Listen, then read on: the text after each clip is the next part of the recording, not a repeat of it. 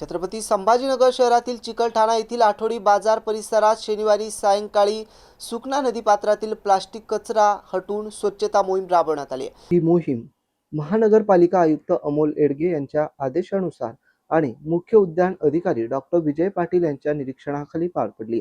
यावेळी नगरसेवक शिवाजी दांडगे, उपायुक्त तथा घनकचरा व्यवस्थापक प्रमुख नंदकिशोर भोंबे, सुकना नदी पुनर्जीवन प्रकल्पाचे विशेष कार्य अधिकारी जयंत कुलकर्णी, इकोसत्वाच्या गौरी मिराशी आणि घनकचरा व्यवस्थापन विभागाचे कर्मचारी नागरिक मोठ्या संख्येने उपस्थित होते।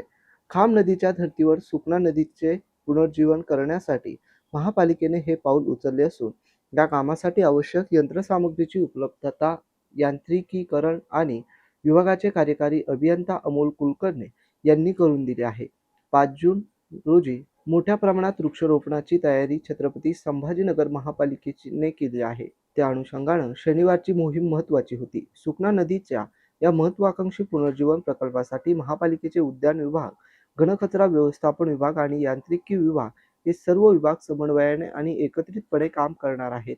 या संयुक्त प्रयत्नामुळे चिकलठाणा परिसरातील सुकना नदीपात्राने मोकळा श्वास घेतला असून पर्यावरण संवर्धनाच्या या कार्यात नागरिकांनीही सहभाग नोंदवा असं आवाहन प्रशासनातर्फे करण्यात आलं।